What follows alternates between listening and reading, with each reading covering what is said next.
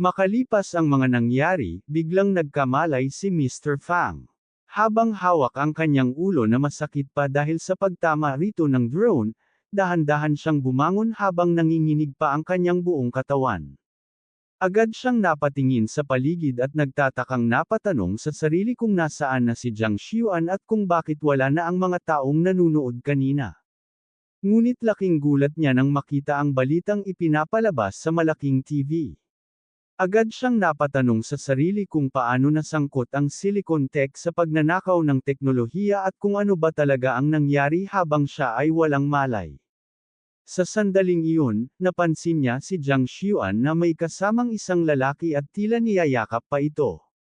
Dahil dito, agad na nanlaki ang kanyang mga mata sa sobrang pagkabigla. Hindi niya lubos maisip na ang Jiang Xiuan na buong araw ay negosyo at paggawa lamang ng chips ang nasa isip ay makikitang niyayakap ang isang lalaki sa harap ng maraming tao. Hindi na siya nag-aksaya pa ng oras at agad niyang sinundan ang dalawa habang nakatago sa malayo. Mabilis din niyang kinuha na ng larawan ang mga ito at ipinadala sa ama ni Jiang Xiuan upang ipaalam ang ginagawa ng kanyang anak. Pagkakita ng ama ni Jiang Xiuan sa litrato, agad siyang nenas at napatanong sa sarili kung sino ang lalaking kasama ng kanyang anak. Sa kanyang paningin ay mukha lamang itong isang ordinaryong mahirap na college student. Kaagad niyang tinawag si Lao Chen. Lumapit naman ito at magalang na tinanong kung ano ang kanyang utos. Mahinang sinabi ni Mr. Jiang na habang tumatagal ay lalo nang nagiging pasaway ang kanyang anak. Hindi lamang ito porsigidong magtagumpay sa industriya ng chips, mayroon na rin pala itong nobyo. Sa kanyang palagay ay sinasadya lamang siyang inisin ng kanyang anak kaya inutusan niya si Lao Chen na alamin ang buong pagkakakilanlan ng lalaking nasa litrato. Agad namang sumunod si Lao Chen sa kanyang utos. Samantala, tahimik na pinagmamasdan sila ng isang lalaki sa gilid. Ito ay walang iba kundi si Mr. Miao. Agad niyang itinaas ang kanyang baso at nakipag-toast kay Mr. Jiang habang sinasabing umaasa siyang magiging matagumpay ang kanilang magiging kooperasyon. Kalmadong sumagot si Mr. Jiang at sinabing gawin lamang nila ang kanilang makakaya. Habang pinapaikot ni Mr. Miao ang kanyang baso ng alak, sinabi niyang matagal na ang relasyon ng kanilang mga pamilya pagdating sa negosyo. Alam na alam umano ni Mr. Jiang kung gaano siya pinipilit ng kanyang pamilya na magpakasal. Ngunit dahil mataas ang kanyang pamantayan, wala pa siyang nakikilalang babaeng pumasa sa kanyang panlasa. Gayunpaman, matagal na niyang gusto si Jiang Xiuan. Sa narinig na iyon, napaisip si Mr. Jiang. Bagamat medyo babero si Mr. Miao, normal lamang naman iyon para sa mga kabataan ngayon. Isa pa, masyado ring matigas ang ulo ng kanyang anak. Naniniwala siyang mas magiging responsable ito kapag nagkaroon na ng sariling pamilya. Higit sa lahat, parehong makapangyarihan at mayaman ang kanilang mga pamilya kaya malaking pakinabang din ito sa kanilang negosyo sa hinaharap. Dahil dito, agad siyang tumayo at lumapit kay Mr. Miao upang makipagkamay. Nagulat naman si Mr. Miao at agad na nagtanong kung ang ibig ba nitong sabihin ay pumapayag na siya sa pagitan nila ni Jiang Xiuan. Hindi na sumagot pa si Mr. Jiang at simpleng nakipagkamay na lamang dito.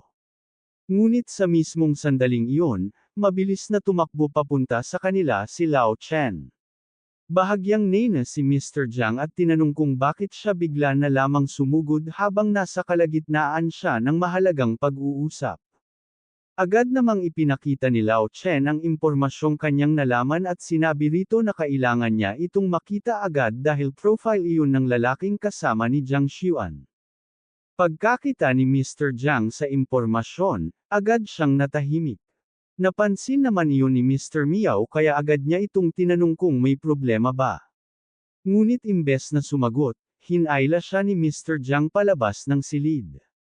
Naguguluhang nagtanong si Mr. Miao kung magsiset na ba sila ng date nila ni Jiang Xiuan at sinabi pa nitong handa siyang makipagkita anumang oras. Subalit matapos siyang mailabas, agad na sinabi ni Mr. Jiang na pag-uusapan na lamang nila muli ang kanilang kooperasyon sa susunod na pagkakataon. Lubos namang nagtaka si Mr. Meow dahil ilang sandali lamang ang nakalipas ay tila pabor na pabor pa si Mr. Jiang sa kanilang relasyon. Wala nang ibang nagawa si Mr. Meow kundi paulit-ulit na tawagin si Mr. Jiang habang isinasara nito ang pinto. Hindi na siya pinansin pa ni Mr. Jiang at agad niyang kinuha ang kanyang cellphone upang tawagan si Lao Fang. Pagkasagot ng tawag, walang pag-aalinlangan niyang sinabi na kung nais ni Jiang Xiuan na malayang magmahal, ay susuportahan niya ito ng 100%. Pinayuhan pa niya si Lao Fang na huwag nang makialam sa personal na buhay ng kanyang anak.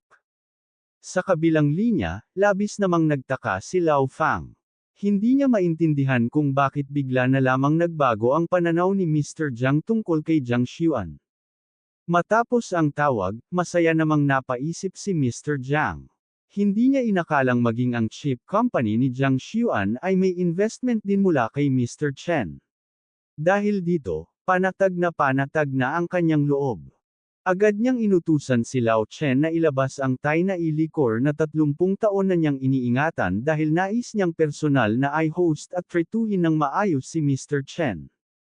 Agad naman sumunod si Lao Chen sa kanyang utos. Habang patuloy silang naglalakad sa loob ng Science and Technology Museum, agad na inilibot ni Jiang Xiuan si Lin Xin sa iba't ibang makabagong teknolohiyang nakadisplay.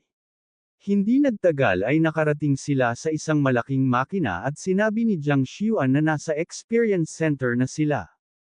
Agad namang humanga si Lin Xin sa kanyang nakita. Dahil sa sobrang kuryoso, agad niya itong tinanong kung para saan ang makina sa kanilang harapan. Ngunit imbes na sumagot, agad na lamang inactivate ni Jiang Xiuan ang 3D projection system nito. Sa sandaling iyon, lalong namangha si Lin Xin sa teknolohiyang kanyang nasaksihan. Ipinaliwanag naman ni Jiang Xiuan na ang teknolohiyang ito ay pinagsama-samang proyekto ng ilan sa pinakamalalaking tech companies sa kanilang bansa.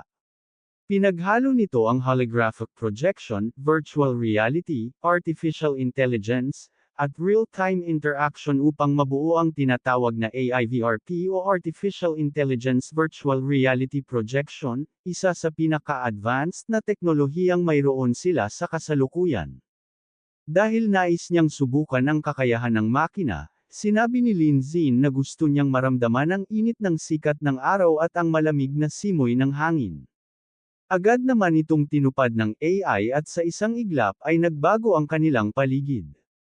Lalong namangha si Lin Xin nang makita kung gaano ka-realistic ang naging pagbabago ng kapaligiran nila.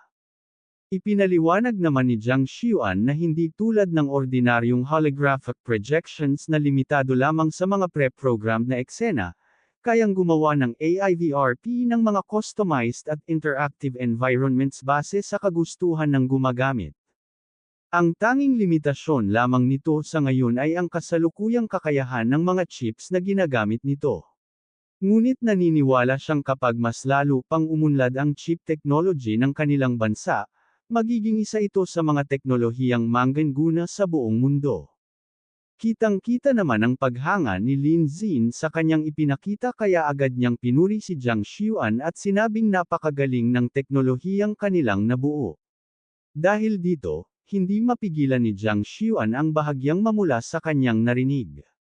Pagkatapos noon, hinikayat niya si Lin Xin na personal na subukan ang AIVRP machine. Hindi naman nagpatumpik-tampok pa si Lin Xin at agad itong sinubukan. Pabiro niyang sinabi na nais niyang makakita ng isang romantic scene. Sa isang iglap, nagbago muli ang kanilang paligid at bigla silang napunta sa isang napakagandang wedding venue. Hindi lamang iyon, laking gulat ni Jiang Xiuan nang makita niyang napalitan din ang kanyang suot at naging isang napakagandang wedding dress. Samantala, labis namang namangha si Lin Xin dahil maging ang kasuotan ng mga gumagamit ay kayang baguhin ang sistema upang umangkop sa eksenang pinili nito. Napatawa na lamang si Lin Xin at sinabing ang inaasahan niya ay isang tanawin ng cherry blossoms o kaya naman ay isang napakagandang starry sky. Hindi niya inakalang diretsyong wedding scene pala ang pipiliin ng AI. Namumula namang sinabi ni Jiang Xuan na tila masyadong direkta ang AI sa interpretasyon nito ng salitang romantic. Hindi pa roon natatapos ang sorpresa dahil biglang nagsalita ang AI priest at sinimulan ang wedding ceremony. Kasabay nito ay nag-project din ang AI ng maraming virtual guests na sabay-sabay na sumisigaw ng "Marry him."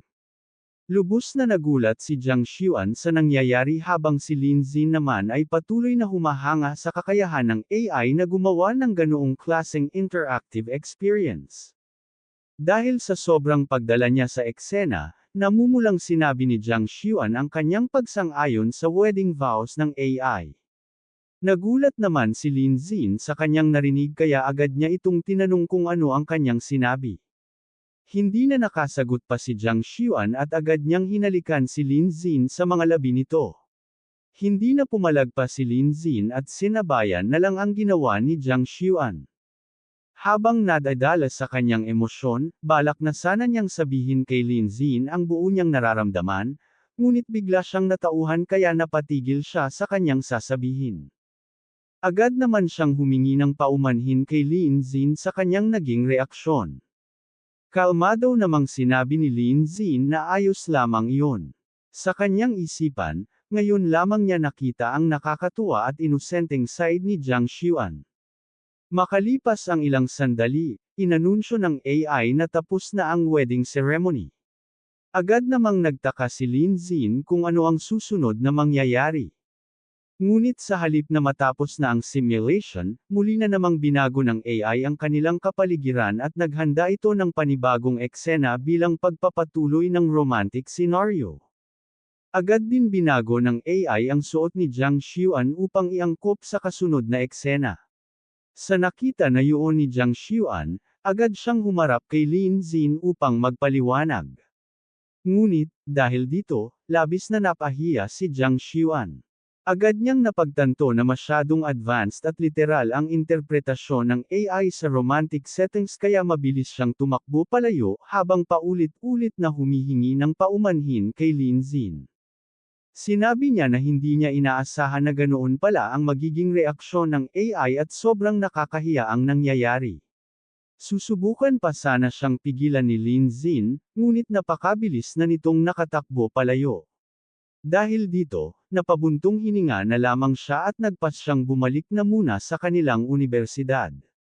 Makalipas ang ilang sandali, nakauwi na si Jiang Xuan sa kanilang bahay. Mabilis siyang tumakbo papunta sa kanyang kwarto at hindi na pinansin pa ang dalawang bantay na bumati sa kanya sa may pinto. Pagkapasok niya sa kanyang kwarto, agad siyang dumapa sa kanyang kama habang namumula ang kanyang mukha. Hindi niya mapigil ang mapatanong sa kanyang sarili kung paano nangyari ang lahat ng iyon. Sa isip niya, paano niya nagawang halikan si Lin Xin ng ganoon katapang? Hindi pa rin siya makapaniwala sa ginawa niya kanina. Naiinis pa niyang sinisi ang AI system at naisip na kung hindi dahil dito, hindi sana siya mapapahiya ng sobra. Dahil doon, hindi niya maiwasang isipin kung paano pa niya haharapin si Lin Xin sa susunod nilang pagkikita. Habang hawak ang kanyang cellphone, napabuntong hininga na lamang siya at naisip na talagang hindi naging ayon sa plano ang buong araw niya. Dahil wala na siyang mapagsabihan ng kanyang nararamdaman, agad siyang nagpadala ng mensahe kay Xia Yuxuan. Sinabi niya rito na simula nang mahulog ang loob niya sa isang tao, pakiramdam niya ay hindi na siya ang dating Jiang Xuan at hindi na niya maintindihan ang kanyang sarili. Kaya naman, hindi niya alam kung ano ang dapat niyang gawin. Agad namang nag-reply si Xia Yuxuan at nagtanong kung ano ang nangyari. Namumula namang inamin ni Jiang Xuan na hinalikan niya ang taong gusto niya ngayong araw. Sa kanyang narinig, agad naman siyang binati ni Xia Yuxuan. Ngunit sinabi ni Jiang Xuan na may nangyaring hindi niya inaasahan pagkatapos noon kaya sobrang nahihiya pa rin siya hanggang ngayon. Sinabi naman ni Xia Yuxuan na lubos niyang naiintindihan ang kanyang nararamdaman dahil marami na rin siyang nagawang nakakahiya at matatapang na bagay sa harap ng taong gusto niya. Pagkatapos ay sinabi dito ni Jiang Xuan na sa dami ng beses nilang napag-usapan ang taong gusto ni Xia Yuxuan, hindi pa rin niya alam kung sino ito. Kaya naman, hindi niya maiwasang mausisa kung anong klaseng lalaki ang nakapagpaibig sa kanya. Namumula namang sinabi ni Sia Yokshuan na siya rin ay sobrang curious sa lalaking nakapagpatibok ng puso ng isang cold at matagumpay na female CEO na katulad ni Jiang Xuan. Samantala, lumipat naman ang eksena sa dormitoryo ni Lin Zin. Masayang pumasok si Four Eyes sa kanilang kwarto habang may dalang mga candied horse o tanghulo. Agad niyang sinabi sa kanyang mga kaibigan na nakabili na naman siya ng kanilang paboritong matamis. Ngunit agad namang nagreklamo ang kanilang first brother at sinabing 3 araw na silang kumakain ng candied horse at nagsisimula na siyang magsawa rito. Sinabihan naman siya ni Lin Zin na siya na lamang ang kumain ng lahat ng binili niya. Dagdag pa ng kanilang second brother, mas mabuti pang umalis na lamang siya kung ipipilit niyang pakainin sila ng tanghulo araw-araw. Dahil dito, agad na lumuhad si Four Eyes at nagmakaawang tulungan siyang ubusin ang mga ito dahil hindi niya kayang kainin mag-isa. Lumapit naman sina Lin Zin at ang dalawa pa nilang kasama at tinanong kung bakit pa siya bumibili araw-araw kung hindi rin naman nila kinakain. Napansin na rin nila na may kakaiba sa kanyang ikilos nitong mga nakaraang araw. Dahil hindi na niya maitago pa ang kanyang sikreto, nahihiyang inamin ni Four Eyes na ang dahilan ng lahat ng ito ay isang first-year student sa Yanjiang University na nagngangalang Xiaohua. Ayon sa kanya, si Xiaohua ay masipag sa pag-aaral at nagtatrabaho rin pagkatapos ng kanyang mga klase sa pamamagitan ng pagtitinda ng candied horse upang makatulong sa gastusin ng kanilang pamilya. Sa unang pagkikita pa lamang nila, nahulog na agad ang kanyang loob sa dalaga. Sa katunayan, naisip pa raw niya noon na mas magandang kambal ang maging anak nila sa hinaharap, isang lalaki at isang babae. Dahil dito, araw-araw siyang bumibili ng candied horse upang magkaroon ng pagkakataong makausap si Xiaohua. Kalaunan ay naging magkaibigan sila sa WeChat, at doon niya nalaman ang tunay na sitwasyon ng dalaga. Napag-alaman niyang nabalian ng paa ang ama nito kaya naman nagsisikap si Xiaohua na kumita ng pera upang makatulong sa kanilang pamilya. Sa halip na maantig sa kanyang kwento, naupo na lamang ang kanyang mga kaibigan at napailing. Pabirong sinabi ng kanilang second brother na kung 3 araw na siyang bumibili ng candied horse para sa babaeng iyon, malamang ay may mga apo na raw siya sa kanyang imahinasyon. Samantala, sinabi naman ni Lin Zin na natutuwa siyang malaman na masipag at mabuting tao si Xiaohua. Dahil sa papuri ni Lin Zin, muli na namang nagtanong si Four Eyes kung handa na ba silang tulungan siyang ubusin ang mga candied horse. Ngunit walang pag-aalinlangang tumanggi ang kanilang first brother at sinabing siya na lamang ang kumain ng lahat ng iyon. Ang mahalaga ay huwag niyang hayaang masayang ang pagkain. Sa huli, wala nang nagawa si Four Eyes kundi mapamura sa kanyang isipan habang yakap-yakap ang mga candied horse na siya rin naman ang bumili. Mapupunta naman ang eksena sa maliit na stall ni Xiaohua kung saan napakaaliwalas ng panahon. Ngunit sa araw na iyon, dumating ang 3 kilalang siga sa lugar na madalas manggulo at mangikil sa mga nagtitinda sa paligid. Pagkakita pa lamang ng mga tao sa kanilang pagdating, hindi na nila mapigil ang kabahan dahil alam na nila kung anong klaseng gulo ang hatid ng 3 lalaking ito. Samantala, walang kamalay-malay namang abala si Xiaohua sa pagtitinda at pakikipag-usap sa kanyang mga customer. Sa sandaling iyon, biglang lumapit ang pinuno ng mga siga sa kanyang stall dahilan upang matapan pa ang candied horse na binili ng isa niyang customer. Nakangisi nitong sinabi na gusto nitong bumili ng first love flavor. Nagulat naman si Xiaohua dahil wala naman siyang ganoong flavor, kaya inabot na lamang niya rito ang Hawthorne candied horse habang ipinapaliwanag na matamis at medyo maasim lamang ang paninda niya. Pagkatapos noon, magalang pa niya itong tinanong kung nais ba talaga nitong bumili. Ngunit sa halip na sumagot ng maayos, nakakatakot na sinabi ng lalaki na iPac-A na lamang niya ito mismo sa kanyang bibig. Kasabay nito ay bigla nitong hinawakan ang kamay ni Xiaohua. Dahil sa takot, agad na sinabi ni Xiaohua na bitawan nito ang kanyang kamay bago niya ito malakas na hinayla upang makawala sa pagkakahawak ng lalaki. Habang nanginginig sa takot, hindi niya maiwasang kabahan sa masamang intensyon ng lalaking nasa kanyang harapan. Samantala, walang pakialam namang kinain ng lalaki ang candied horse at sinabing masarap pala ito kaya naman hindi na siya nagtataka kung bakit maganda ang kita ng kanyang negosyo. Pagkatapos noon ay sa kanya inilabas ang tunay niyang pakay.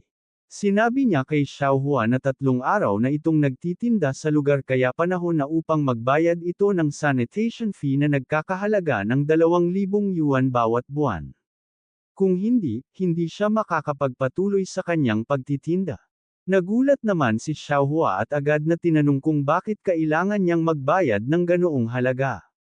Sumagot naman ang isa sa mga kasama ng lalaki at sinabing dapat ay nagpaalam muna siya kay Brother A bago nagtayo ng stall sa lugar na iyon.